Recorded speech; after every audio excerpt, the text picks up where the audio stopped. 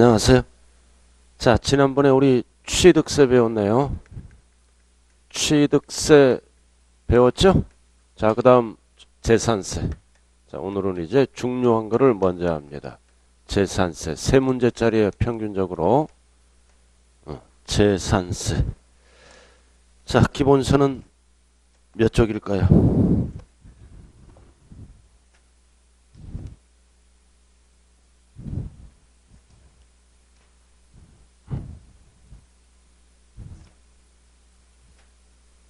피셨어요? 자, 180페이지네요. 자, 재산세 세 문제짜리예요. 그래서 재산세는 지방세 내에 지방세로서 재산을 보유했을 때 내는 보유세입니다. 우리가 취득세를 뭐라 그래요? 행위세, 유통세. 그러나 재산을 보유할 때 낸다. 그럼 이 보유는 언제 기준이다? 6월 1일. 6월 1일을 뭐라 그러나요? 과세 기준일. 그래서 6월 1일 소유자가 1년치를 다 내는 세금이죠. 그래서 보유했을 때 매년 내는 세금이다. 그래서 기준은 뭐다? 6월 1일. 과세 기준일 현재 소유자가 1년치를 다 내는 세금이에요. 그래서 매년 고지서가 날라오네요. 고지서에 의해서 징수하는 것을 우리는 뭐라 그래요? 보통징수. 고지서가 날라오잖아요. 매년 정부가 세금을 결정해서 고지서가 날라온다. 보통징수. 그리고 납기 내에 납부를 안 하면 뭐가 붙을까요? 뭐가 붙어요? 가, 산, 금, 연체이자가 붙어요. 절대로 가산세는 안 붙어요. 정부 결정이니까 가산, 금, 연체이자가 붙습니다. 그리고 재산세의 특징은 뭐다? 물세와 인세를 같이 쓰는 세금이에요. 항상 물세는 세금 계산을 어떻게 할까요? 여러 개를 소유했을 때는 물건별로 따로따로 과세합니다. 각각 과세하는 거. 물세는. 자, 그 다음 인세는 뭐다? 여러 개를 소유했을 때는 합산하는 거죠. 소유자별로. 그래서 소유자별로 합산해서 세금을 매깁니다. 그래서 재산세는 원칙이 물세다. 그러나 토지의 일부는 따로따로 과세하지 않고 합산. 소유자별로 합산 과세하는 인세라 그러네요. 자, 이게 기본 개요입니다. 자, 기본 개요예요. 자, 180페이지 보시면 자, 제일 밑에 특징. 과세 기준을 항상 현재는 두꺼운 글씨만 보면 돼요. 납세무가 성립되는 조세다. 그리고 2번은 뭐다? 보유세다.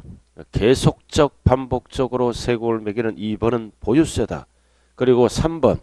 그럼 이제 재산을 보유하다 보면 미래의 재산 가치가 올라가죠. 그래서 미래의 수익에 대해서 과세하는 세금이에요. 그래서 재산세 부과 근거는 뭐다? 수익력이다. 현재 수익이 아니라 미래의 수익. 그래서 미래가 되면 부동산 가치가 올라가므로 수익력에 대해서 과세한다. 이렇게 수익을 보고 과세하는 것을 세법용어로 뭐라 그런다? 이익과세라고 얘기하네요. 수익을 보고 과세한다. 미래의 수익. 재산의 가치가 올라가니까. 자, 그래서 3번은 뭐다? 물세란 단어가 나오죠. 그 수익 창출력에 대해서 과세하는 응익과세다. 그 일부 토지는 소유자별로 합산하는 인세. 자, 인세 성격도 갖고 있고요. 자, 그 다음 4번. 자, 4번은 보통징수. 납기 내에 납부를 안 하면 가산세는 없으며 가산금이 적용된다. 자, 그리고 5번은 총론에서 배웠네요. 재산세는 물납, 분할납부가 인정되고 있는 세금이네요. 자, 그 다음 6번. 모든 세금은 현황부가 원칙이죠. 공부와 사실이 다를 때는 항상 세법은 사실상 현황에 따라 부과한다. 공부상 하면 안 돼요. 자, 7번은 좀 이따 배우고요. 자, 3번. 자, 과세 주체. 자, 세금을 과세할 권리가 있는 자. 과세 주체. 과세권자라고도 얘기하죠. 그래서 권한이 적은 자. 시군 구세입니다.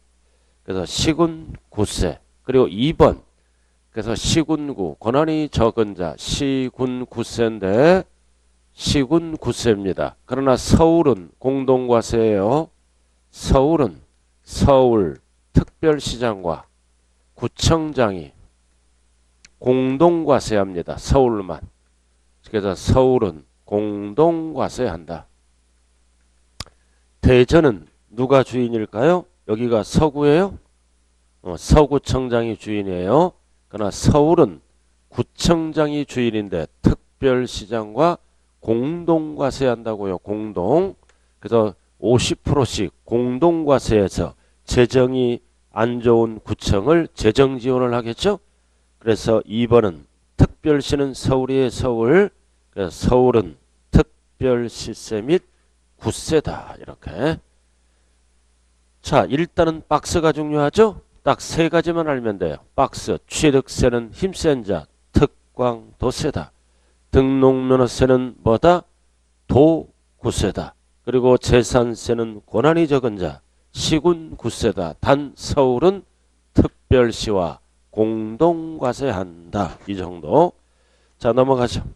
자, 재산세는 세 문제 중에서 한 문제가 뭐다? 한 문제. 매년 출제되는 한 문제가 납세 의무자입니다. 매년 출제되네요. 한 문제. 자, 납세 의무자. 자, 1번. 원칙은 사실상 소유자네요. 그래서 항상 기준은 뭐다? 6월 1일. 6월 1일 현재 뭐다? 사실상 소유자다. 사실상 소유자가 1년치를 냅니다. 공부상 하면 안 돼요. 사실상. 이 사실상 소유자 판단은 어떻게 할까요? 돈 주고 샀을 때는 잔금 기준이에요.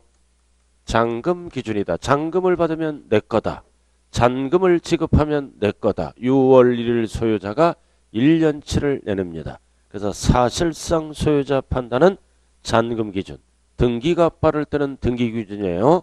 그래서 6월 1일 현재 1년치를 다 내는 세금이네요. 그래서 182쪽 1번이 그 얘기고요. 자, 그 다음 2번 똑같죠? 과세 기준일 현재. 자, 2번은 지금 할 필요 없어요. 자, 쭉 내려와서 동그라미 2번. 자, 동그라미 2번 나와 있죠? 동그라미 2번. 자, 공유재산. 자, 예를 들어서 이제 공유재산이죠? 공유재산일 때는 1년치를 누가 낸다? 지분만큼. 지분, 권자가 내는 거예요. 1인 하면 안 돼요. 지분, 큰 자 하면 안 돼요. 그래서 지분만큼 나누어서 지분, 권자가 내는 세금이에요. 아파트를 부부간에 공동 소유하면은 지분만큼 지분, 권자, 큰 자 하면 안 된다고요. 1인 하면 안 돼요. 그리고 거기 괄호 보시면 괄호가 나왔네요. 지분의 표시가 없는 경우. 없는 경우는 법은 어떻게 됐다? 균등한 걸로 본다. 이 얘기는 뭔 뜻이에요? 지분 표시가 없다는 얘기는 뭐다? 분할 등기를 안 했다는 거예요. 그래서 분할 등기를 안 하더라도 균등하게 나누어서 뭐다? 지분만큼 지분 권자에게 고지서가 날아가겠네요. 그 얘기예요. 자, 그리고 이제 1년에 한 번 내는 매년 1년에 한 번 내잖아요. 그래서 잔금 기준이라 그랬어요. 잔금 기준. 등기가 빠를 때는 등기 기준이다. 그럼 6월 1일까지 잔금을 받거나 등기하면 1년치는 누가 낸다? 매수자가 내는 거예요. 그럼 6월 2일부터는 1년치를 누가 낼까요? 매도자가 내네요. 그래서 매수자, 매도자 헷갈리면 안 돼요. 매도자다. 이렇게 6월 1일까지 잔금을 받으면 6월 1일 소유자는 매수자죠. 6월 2일부터 잔금을 받으면 6월 1일 소유자는 매도자. 그래서 위에 2번을 얘기하는 거죠. 첫 번째 줄 과세 기준일 현재 소유자 나왔네요. 과세 기준일 현재 과세형 물건이 소유권이 양도 양수되면 1년치는 누가 낸다? 양수인이 낸다. 3번 출제된 거예요. 예를 들어서 5월 31일 날 잔금을 받았다. 그러면 1년치는 뭐다? 양수인. 매수자가 내는 거예요. 매수자가. 그래서 5월 31일 날 잔금 받으면 이날부터 뭐다? 매수자 거잖아요. 이날부터 매수자. 자고 6월 1일 소유자가 되네요. 만약에 6월 2일 날 잔금을 주고받으면 6월 2일부터 누구 거예요? 매수자잖아요. 6월 2일 날 잔금을 받으면 6월 2일부터가 매수자. 그럼 6월 1일 날은 누구 거였어요? 매도자 거. 그래서 딱 한 사람이 다 내는 거예요. 그래서 6월 1일까지 잔금 받으면 매수자. 6월 2일부터는 1년치 누가 낸다고요? 매도자. 이유는 6월 1일 소유자가 됐기 때문에 위에 그렇게 나와 있죠? 과세 기준일 현재 6월 1일을 뜻하는 거예요. 현재 소유권이 양도 양수되면 1년치 누가 낸다고요? 양수인. 6월 2일부터는 양도인이네요. 팔고 가더라도. 왜 팔고 가더라도 6월 1일 소유자였기 때문에 6월 1일 소유자였기 때문에 매도자가 낸다고요. 6월 2일부터는.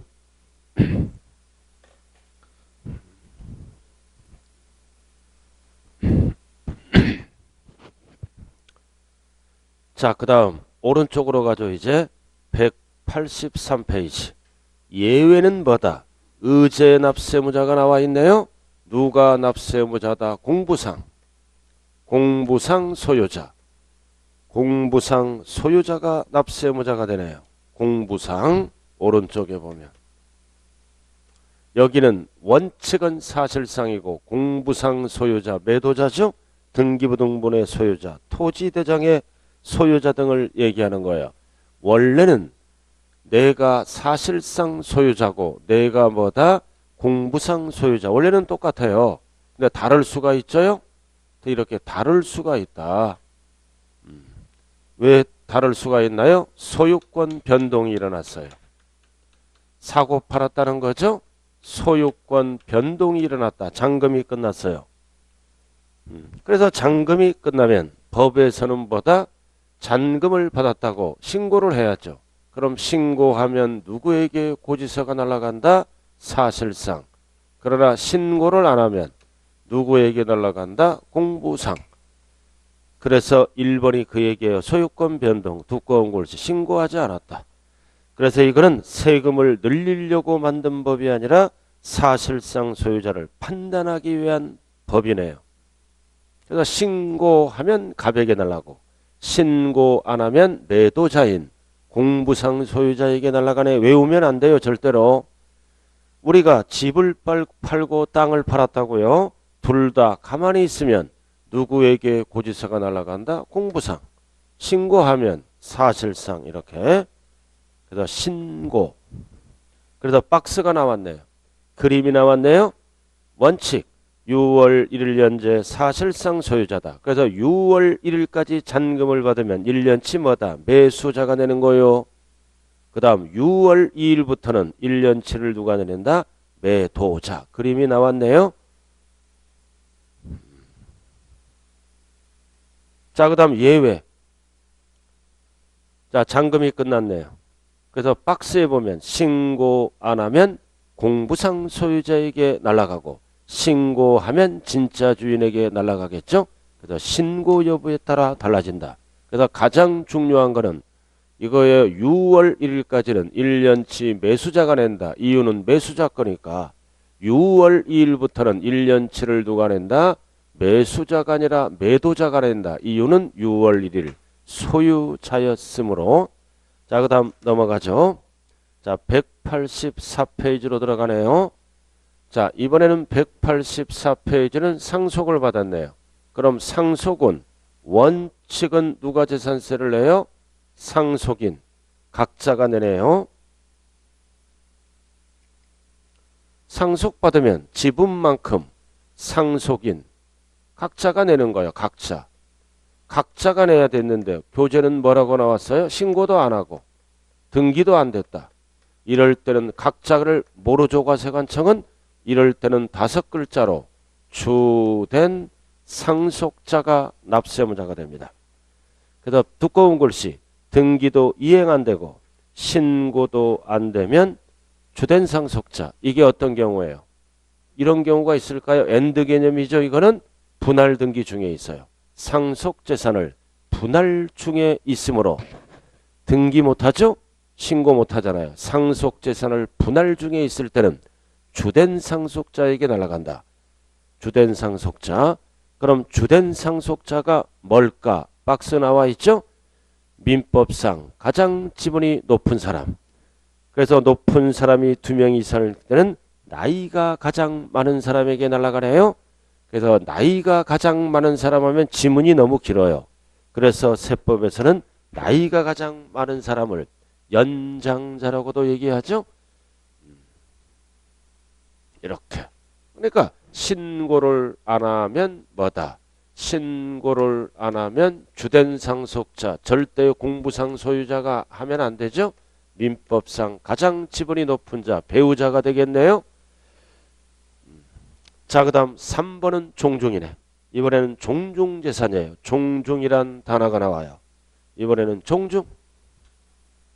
자, 종중이란 단어가 나왔다. 그래서 명의는 공부상 명의는 개인에게 돼 있다는 거예요. 개인에게. 근데 사실상은 종중재산이야. 똑같죠? 그래서 종중재산이라고 신고를 하면 종중에게 날아가고 신고를 안 하면 과세관청은 종중을 모르니까 명의자 개인에게 날아가죠. 그래서 이 지문도 뭐다? 신고를 아니하였을 때는 종중을 모르니까 공부상 소유자 개인에게 날아가네요. 만약에 신고하면 누구에게 날아갈까요? 종중에게. 자, 그 다음 가장 많이 출제되는 게 4번 별 하나 딱 붙이고요. 매수계약자입니다. 매도계약자면 안 돼요. 매수계약자는 누구랑 거래했다? 국가 등. 국가, 지방자치단체, 지방자치단체 조합. 조합을 결성해서 과세권자죠. 국가 등으로부터 갑돌이가 부동산을 취득하네요. 어떤 조건으로? 연부 조건으로. 그래서 연부 조건으로 취득해서 무상사용권을 부여받았다. 이랬을 때 법상 납세의무자는 매도가 아니라 매수계약자다. 자, 예를 들어서 서구청으로부터 예를 들어서 서구청으로부터 대전 500억짜리 부동산을 갑돌이가 취득합니다. 근데 계약서를 뭘로 썼어요? 연부. 그럼 연부는 계약서를 몇 년 이상 쓰는 거라고 그랬나요? 취득해서 2년 이상. 연하면 2년. 그래서 한 방에 다 줄 수 없죠? 연으로 나누어서 준다. 그래서 계약서를 5년을 쓴 거예요. 1년에 100억씩 주기로 하고. 그래서 5번 주는 거네요. 5번 주네요. 5번. 1번, 2번, 3번, 4번, 5번. 그래서 1년에 5년이니까 500억이죠? 100억씩 주네요. 이렇게 100억씩. 100억. 그 다음 100억. 5번. 그럼 원칙은 뭐다? 5년이 돼야 소유권을 취득하죠?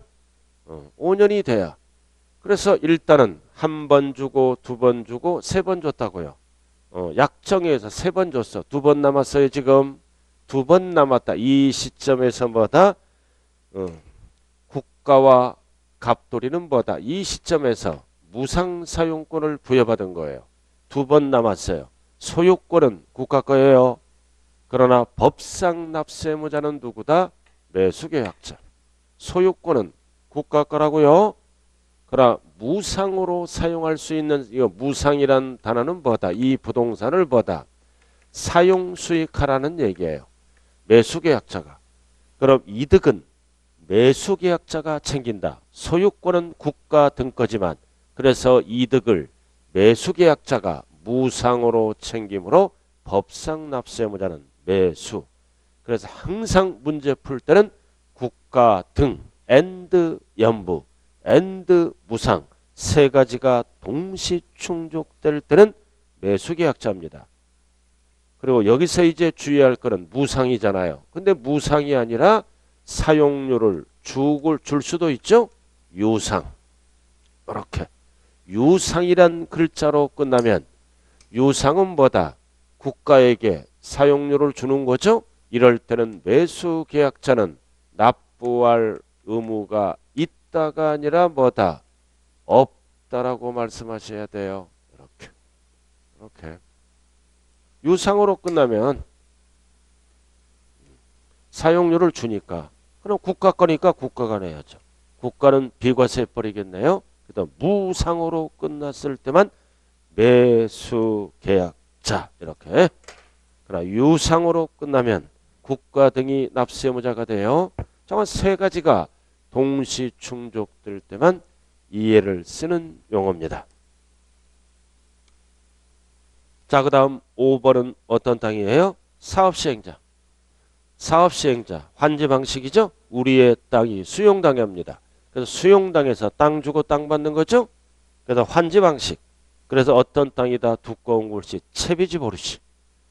공사비로 사용하는 땅을 채비지라고 그래요. 그리고 각종 공공시설 용지. 이 땅은 누구 거예요? 사업시행자 거죠. 그래서 채비지 보류지는 사업시행자가 납세의무자다. 그래서 이 지문은 종전 토지 소유자면 틀려요. 종전 토지 소유자면 틀린다. 자, 그 다음 6번은 사용자네요. 6번은 사용자다. 그래서 사용자는 왜 제일 마지막에 나왔을까요? 사용자가 나온 이유는 사실상 소유자도 확인이 안 되고 공부상도 안 되니까 그 재산을 사용하는 사용자다. 어떨 때만 이 법을 쓴다?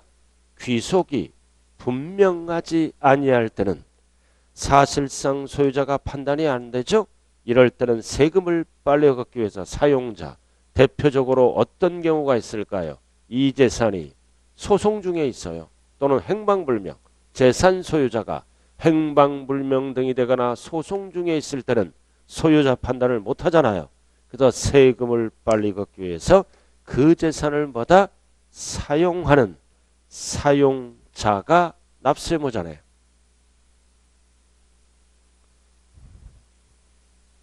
자, 다시 그럼 이제 183페이지로 다시 한번 가죠.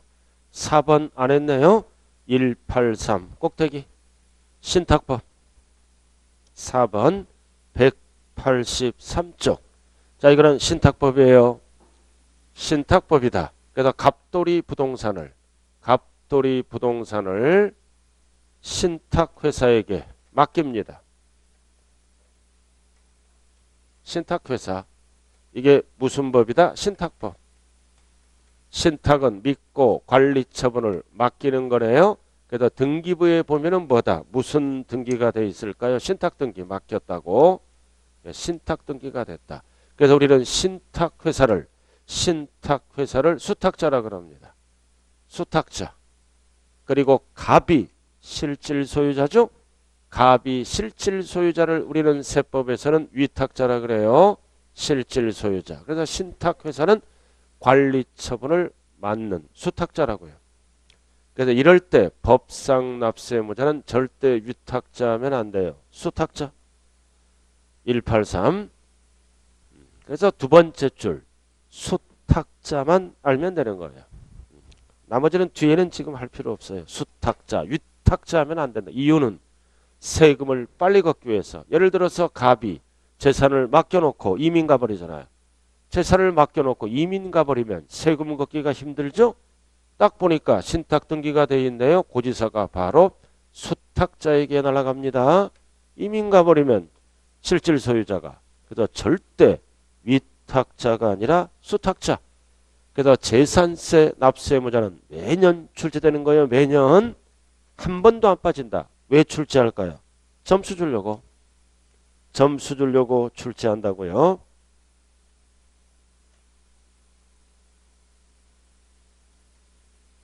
자, 그 다음 넘어가 보자고요. 자, 어디로 넘어가느냐? 186페이지. 자, 그럼 재산세, 납세무자를 배웠네요.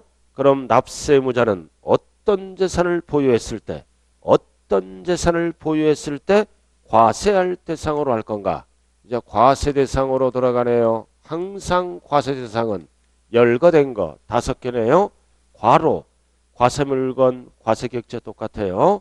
그래서 열거된 거를 5가지나 토지를 소유한 자, 건축물을 소유한 자, 그 다음 주택을 소유한 자, 그 다음 선박, 그 다음 항공기네요. 항공기 5개예요. 재산세는 열거된 게 5개다. 선박, 항공기. 그래서 구분내서 재산세를 매기겠죠. 따로따로 이렇게. 따로따로. 자동차는 없어요. 자동차는 자동차세를 낸다고요. 근데 이쪽 여자분 안 나왔네요. 바빠. 그럼 그렇구나.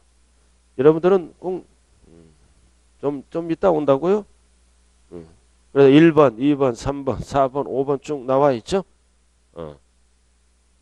자, 토지. 자, 우리 취득세랑 똑같아. 그러니까 취득세를 잘해야 돼요. 자, 187 토지 나왔다. 자, 공관법에 의한 보다 사실상 토지를 말한다. 항상 사실상 토지예요. 등기를 안 하더라도 토지를 갖고 있으면 사실상 토지를 말한다. 공부상 토지하면 틀린다고요. 등기를 안 하더라도 사실 현황에 따라 과세하는 세금으로 사실상 토지. 자, 그 다음 건축물.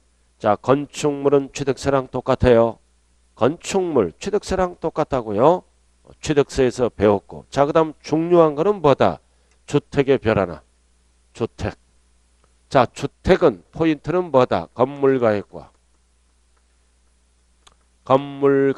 토지가액을 합산합니다. 토지가액을 통합해서 재산세를 계산합니다. 통합.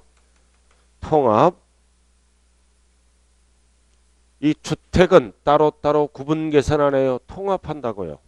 이 학원 건물은 재산세를 어떻게 계산할까요? 건물 따로 토지 따로 구분 계산해요. 학원 건물은. 그러나 주택은 무슨 가격으로 재산세를 계산할까요? 공시가격. 그럼 공시가격 발표를 어떻게 하나요? 합쳐서 발표해요. 우리 아파트 따로따로 발표 안 한다. 그럼 공시가격도 합쳐서 발표하니까 주택분 재산세도 합쳐서 발표한다고요. 통합. 그래서 이 주택분 재산세는 이 주택은 보다 건축물이나 토지로 들어갈 수 없어요. 따로 주택분 재산세를 계산합니다. 그럼 합쳐서 계산하니까 세금이 많이 나오겠죠? 세금이 일시에 많이 나오니까 법은 뭐다? 1년에 2번 고지서가 날라옵니다. 2분의 1, 2분의 1. 세부담이 갑자기 늘어나니까 고지서가 2번 날라와요. 지금 주택하고 있어요. 주택. 그래서 주택이 뭐예요? 5글자로. 주택이 5글자로. 주거용 건물. 주택은 항상 주거용 건물을 주택이라 그래요. 그래서 세법은 뭐와 뭘로 나눈다? 단독과 공동주택으로 구분합니다. 좀 187페이지 하고 있어요. 지금 주택하고 있잖아요. 그리고 3번이 중요하죠. 주택은 주택용 건물과 부속토지를 통합하여 과세한다. 구분 과세하면 안 돼요. 자, 넘어가죠. 188페이지. 자, 거기 박스를 별 하나 딱 붙여야 돼. 겸용주택. 겸용 1번, 2번만 기초는 알면 돼요. 겸용이 뭐다? 겸용이. 일부는 주거용이고 일부는 영업용으로 사용하는 거죠. 겸용주택이다. 겸용. 그래서 지문이 한동으로 시작할 때와 일구로 시작할 때는 법조문이 달라요. 한동. 이거는 사회에서 어떤 건물을 얘기할까요? 주상복합 아파트를 얘기합니다. 주상복합 아파트. 그 다음 일구는 사회에서 상가주택. 겸용이죠? 점포주택을 얘기하네요. 상가주택, 점포주택을 얘기하는 거예요. 그래서 한 동으로 출발할 때 법조문은 뭐다? 크거나 같거나 안 따져요. 주거용에 사용되고 있는 부분만을 주택으로 본다. 따로따로 보는 거예요. 그러나 1구로 출발할 때는 뭐다? 100분의 50 이상일 때는 상가로 안 보고 주택으로 본다. 이렇게 달라요. 다르다고요. 3번 출제된 거예요. 자, 이게 무슨 뜻? 그럼 한동은 뭐냐? 주상복합 아파트, 집합 건물이죠? 그래서 주상복합 아파트가 이렇게 있잖아요. 밑에는 상가고, 구분 소유가 다 구분 등기가 이렇게 돼 있잖아요. 이렇게 다 돼 있어요. 상가도 마찬가지고, 이렇게. 저는 706동에 살아요. 706동, 주상복합 아파트. 그래서 2층에 사네요. 그리고 여기 상가 하나 갖고 있어요. 이렇게 상가. 이거 5년 전에 분양받은 거 1억짜리 갖고 있어. 상가 5년 전에 1억짜리. 미분양이 일어났어요. 그래서 30% 깎아서 1억에 샀다고요. 5년 전에 7평. 지금 편의점으로 뭐다? 세 주고 있네요. 150씩 1년에 받아요. 그래서 처음에는 뭐다? 미분양이에요. 아무도 안 사. 딱 찍었죠. 그죠? 1억. 지금은 한 5억 나가요. 5억. 5억 나간다고요. 그러니까 남들이 안 할 때 투자를 해야 되는 거예요. 막 투자하다가 큰일 나요. 아무나 투자하는 건 아니다. 자, 이렇게 해서 저는 이렇게 갖고 있다. 그럼 세금은 어떻게 계산한다? 아파트는 아파트로 봐. 주택으로 계산하고 요 애는 뭘로 본다? 상가로 계산합니다. 따로따로 계산해요. 그래서 주택은 세금이 덜 나오고 상가는 주택보다 조금 많이 나오겠죠? 이게 한동이에요. 한동은 출제가 안 돼. 따로따로 본다. 생긴 대로. 그래서 한동은 뭐라고 나왔어요? 주거용에 사용되고 있는 부분만. 나머지는 뭘로 보겠다? 상가로 보겠다. 그 뜻이에요. 자, 그 다음 2번 1구. 자, 1구는 1인 소유네요. 상가주택, 점포주택. 2층짜리 점포주택을 갖고 있어요. 그래서 1층은 뭐다? 상가고 2층은 뭐다? 주거용이다. 1인 주택, 상가 점포주택이에요. 1층은 상가, 2층은 주거용 겸용주택이다. 그러면 이거는 면적에 따라 상가와 주택으로 나누어집니다. 예를 들어서 주거용이 1번 60%, 상가가 40%. 이럴 때는 상가로 안 보고 점포주택으로 보내요. 그 다음 두 번째는 주거용이 50%. 상가가 50% 똑같네요. 똑같아. 그 똑같았을 때도 상가로 안 보고 주택으로 봐요. 그 다음 3번 주거용이 40. 주거용이 40이네요. 상가가 60. 그럼 주거 면적이 적네요. 이게 이럴 때는 뭐다? 이럴 때는 따로따로 본다. 주택은 주택으로 보고 상가는 상가로 봐요. 그래서 법조문이 어떻게 나왔어요? 100분의 50 이상. 이상의 이상. 이거를 한글로 풀면 어떻게 될까요? 크거나 같을 때. 클 때도 전부주택. 같을 때도 전부주택으로 봐서 세금 혜택을 주겠다는 뜻이에요. 100분의 50 이상. 그래서 주택이 크거나 같을 때는 전부주택으로 본다. 시험은 어떻게 나올까요? 1구로 출발할 때 클 때만 전부주택이다. 틀려요. 같을 때도 전부주택이다. 클 때만 전부주택이다. 틀린다고요? 같을 때도 전부주택으로 봐서 세금 혜택을 주겠다는 뜻이네요. 그래서 시험은 1구 위주로 출제되는 거예요. 한동은 출제될 일이 없어요. 따로따로 보기 때문에. 그래서 1구는 100분의 50 초과하면 안 돼요. 2 이상. 크거나 같을 때. 자, 이렇게 해서 정리를 좀 잘 해주시고요. 자, 그 다음 4번 5번은 뭐다? 선박항공기. 취득세. 그러니까 취득세를 잘해야 돼. 세법은. 선박의 정의는 뭐다? 명칭 이하를 불문한 모든 배. 자, 항공기는 무인이 아니라 유인 항공기를 얘기하고 취득세에서 다 설명했어요. 자, 그 다음 6번. 한 번 출제됐다고 그랬죠? 재산세 현황분과. 그래서 공부상 등재 상황과 사실상 현황이 다를 때 항상 세법은 사실관계를 따지므로 사실상 현황이다. 공부상 현황하면 틀리죠. 예가 나왔네. 박스.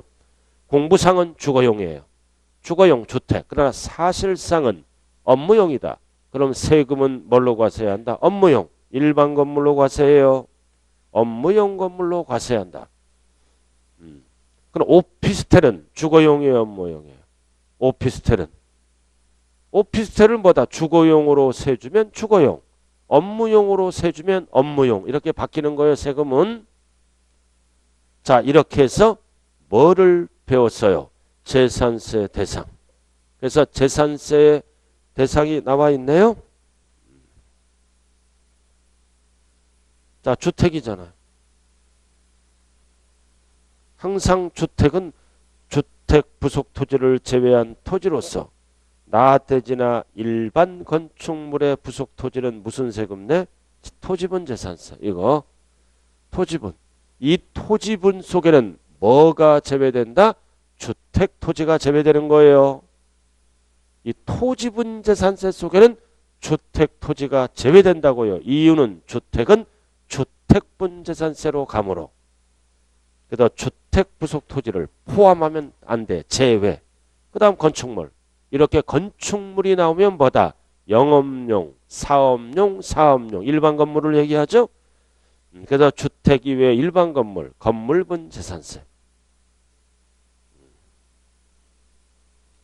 주택 이외 일반 건물이 뭐예요? 상가. 토지 건물 속에 상가가 있잖아. 상가. 상가는 건물 따로, 땅 따로 과세해요. 주택 이외 일반 건축물 따로 과세한다고요. 건물분 재산세로. 단 주택은 따로따로 가는 게 아니죠. 통합해서 주택분 재산세. 그러니까 선박 따로, 항공기 따로. 그럼 결론이 뭐다? 주택만 통합하고 나머지는 따로따로 계산해요. 학원 건물은 세금을 어떻게 계산해요? 여름에는 건물분 따로, 가을에는 토지분 따로, 따로따로 계산하는 거예요. 자, 이렇게 해서 첫 번째 문제가 뭐가 출제된다고요? 재산세, 납세무자가 출제가 되네. 출제가 됩니다. 자, 그 다음 두 번째 출제되는 게 오른쪽이에요. 토지분. 이 재산세에서 가장 여러분들이 이해해야 될 게 뭐다? 토지분이에요. 범위가 넓어요. 지금부터 토지분 재산세로 갑니다. 그래서 토지분 재산세는 토지를 어떻게 사용하는 용도에 따라 세 가지로 구분해요. 토지는 과세하는 방법이 세 가지다. 과세 대상 구분 나와 있죠. 두꺼운 글씨. 이용 현황에 따라 공개념에 부합해서 토지를 효율적으로 사용하면 재산세가 적게 나오고 토지를 비효율적으로 사용하면 재산세가 많이 나온다. 이렇게 세 가지로 구분합니다. 이것도 무조건 매년 출제되는 거다. 그래서 첫 번째는 뭐다? 따로따로 분리과세. 그 다음 두 번째는 뭐다? 별도 합산. 합산해서 과세하는 거예요. 그리고 세 번째는 뭐다? 종합합산. 그래서 반드시 토지분 재산세는 이렇게 세 가지로 구분해야 돼요. 예를 들어서 이 대전 같은 경우는 구청, 서구청 관할 토지에 대해서 과세하는 거죠. 그럼 서구청에 토지가 여러 개 있을 거 아니에요? 여러 개 있다. 분리로 가는 땅이 있고 별도로 가는 땅이 있고 이렇게 종합으로 가는 땅이 있다 가정하자고요. 갑돌이가 부자네요. 그럼 별도로 가는 땅이 있으면 따로따로 과세하는 게 아니라 토지가액을 합산해서 세금을 매겨요. 그 다음 종합으로 가는 땅이 있을 때도 따로따로 과세가 아니라 합산. 그리고 분리는 따로따로 과세하죠. 이렇게. 그래서 분리도 두 가지로 구분해요. 두 가지로. 분리도 가장 낮은 세율, 저율 분리로 과세합니다. 그 다음 가장 높은 세율, 고율 분리. 그래서 시험장에 가서 분리과세는 저율만 있다 그러면 안 돼요. 고율도 있다. 높은 세율. 그래서 저율과 고율을 합쳐서 분리과세.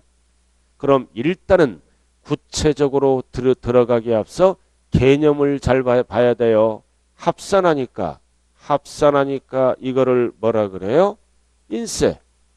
갑돌이는 구청 소재 땅이 많네요. 그래서 별도와 종합은 따로따로 계산하는 게 아니라 토지가액을 합산해서 계산해요. 인세. 그럼 이거는 합산을 안 하니까 분리과세는 뭐라 그럽니까? 물세. 둘 다 쓰는 거예요.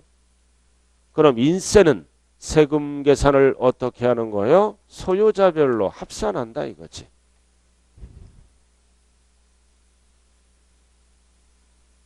소유자별로 합산. 따로따로 하는 거. 자, 물세라고 나오면 세금을 어떻게 계산해요? 따로따로 물건별로. 물건별로 각각 과세합니다. 따로따로. 그래서 왜 합산해요? 왜 합산해요? 세금을 많이 거두려고 합산하면 토지가액이 올라가죠? 토지가액이 올라가잖아요. 그럼 세율을 높여야죠. 그래서 합산나는 땅은 원칙이 비례세율을 쓰는 게 아니라 누진세율을 써서 계산합니다. 합산하면 세율을 높여야 될 거 아니에요. 그래야 많이 들어오죠. 그리고 따로따로 과세하는 세금은 물건 보고 과세하죠. 일정하게 무슨 세율을 써서 세금을 과세할까요? 비례세율. 그래서 재산세는 비례세율도 쓰고 누진세율도 써요. 왜 위에는 합산을 안 해요? 이거는 법에서 비례세율이니까 합산하든 따로따로 계산하든 세금이 똑같아. 합산하면 세금 징수가 늦어지기 때문에 따로따로 계산하고. 자, 그럼 이제 개념을 잡아야죠. 저율분리는 어떤 땅이냐? 주로 생산, 공급 목적, 가장 효율적으로 쓰는 땅이네요. 생산 목적. 그럼 농산물을 생산하면 전 국민이 혜택을 받잖아요. 그 다음 여러 사람에게 공급. 그럼 대표적으로 어떤 땅이다? 농지 이런 거. 농지에서 농산물을 생산하면 전 국민이 농지 혜택을 받는다. 세금이 싸게 나와요. 자, 그 다음 고율분리는 가장 많이 나오는 겁니다. 이 고율분리는 뭐다? 사치 목적으로 소유하는 땅. 사치.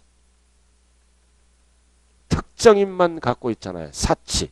그러니까 세금이 제일 비싸죠. 그래서 사치는 대표적으로 뭐가 있다? 골프장용 토지 이런 거. 특정인만 갖고 있으니까 세금이 제일 비싸요.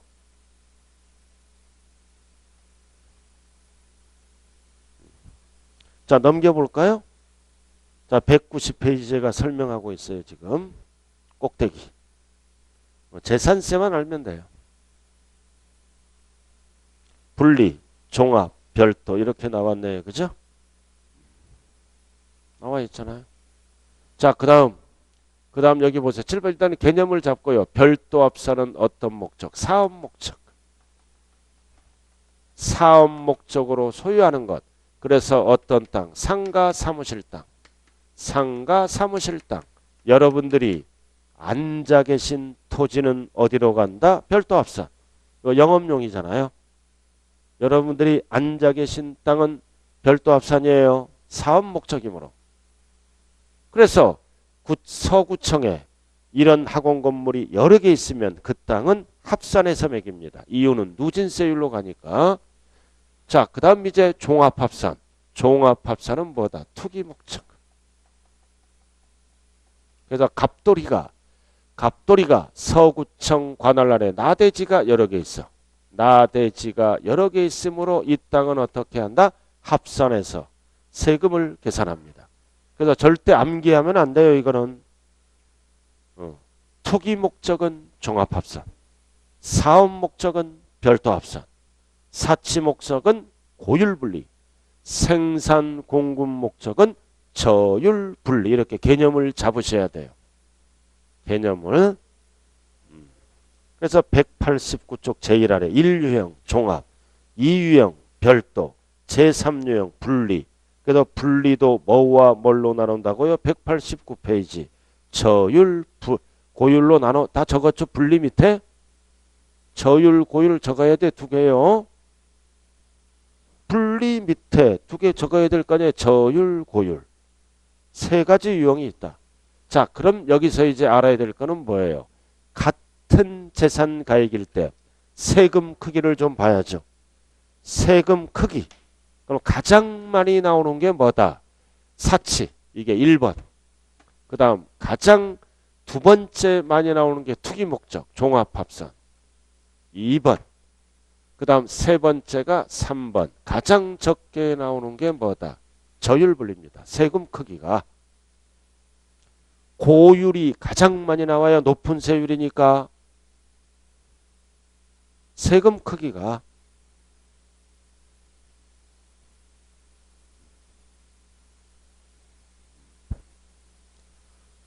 근데 이 별도는 왜 만들었을까요? 별도는 왜 만들었어요? 사업용 땅은 세금 혜택을 주기 위해서 만든 거예요. 종합으로 가면 세금이 많이 나오니까 종합보다는 사업자에게 세금 혜택을 주기 위해서 만든 게 별도 합산이에요. 그러니까 상가와 나대지는 구분해야죠. 땅 성격이 다르므로. 그래서 별도 합산은 세금 혜택을 주기 위해서 만든 땅이다. 뭐보다? 종합 합산보다 덜 걷겠다 이거지. 그래서 별도로 띄어서 합산합니다. 자, 이렇게 해서 외우지 말고 개념을 좀 잡아야 됩니다. 개념을 잡아야 돼요. 자, 그리고 자, 이제 두 번째는 뭐다? 저율 분리로 가는 땅은 몇 개가 있느냐? 법에서 5개가 있어요. 고율 분리로 가는 땅은 2개가 있고, 그 다음 별도 합산은 3개가 있어요. 토탈 10개. 나머지는 전부 투기 목적으로 갑니다. 나머지는 전부 뭐다? 종합합산이다. 그래서 지금부터 이제 5개, 2개, 별도 일부를 배우게 되네요. 나머지는 전부 종합이에요. 분리가 하는 거는. 그래서 우리가 이 종합합산은 원칙을 얘기해요. 원칙. 나머지는 다 예외예요. 그래서 분리가 아닌 건 종합합산. 별도가 아닌 건 역시 뭐다? 종합합산으로 간다고요. 자, 190페이지 보죠. 그래서 1번 나왔네. 분리. 수없이 많네요. 190페이지 지금부터 분리로 가요. 분리로 간다. 분리과세하는 통이라고. 그럼 분리과세는 왜 합산을 안 해요? 법에서 비례세율로 만들었어요. 비례세율로 만드니까 뭐다? 합산하든 따로따로 계산하든 똑같아요. 그러니까 합산할 필요가 없잖아요. 세금 징수만 늦어지죠.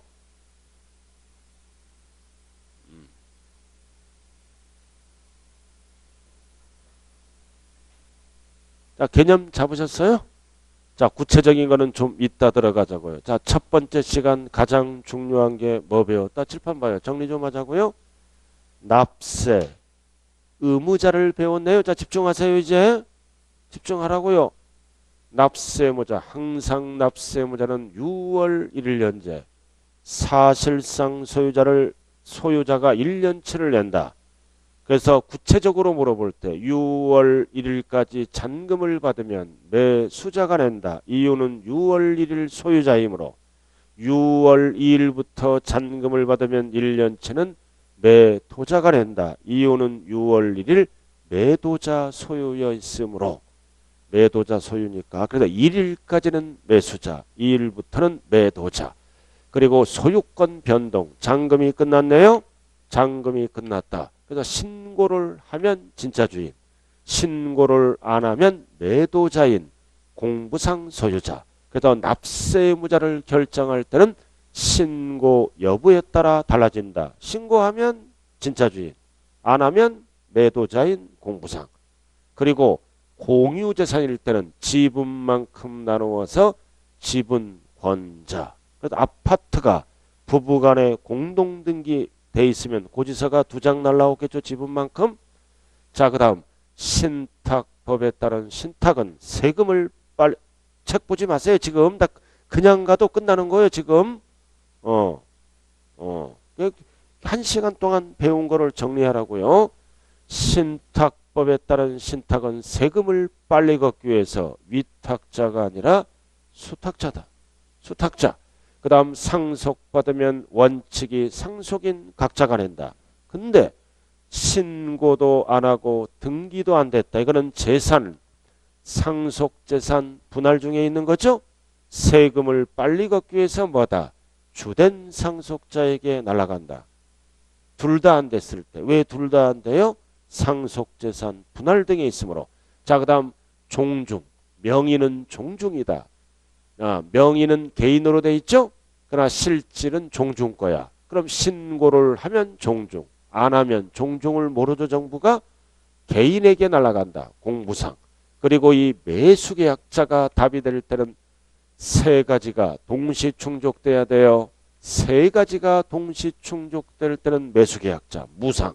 소유권은 국가지만 그러나 유상으로 나오면 없다로 바뀌어요. 사용료를 주기 때문에 세 가지가 동시 충족될 때만 매수계약자, 하나라도 불충족되면 매도계약자가 납세무자다. 비과세하겠죠.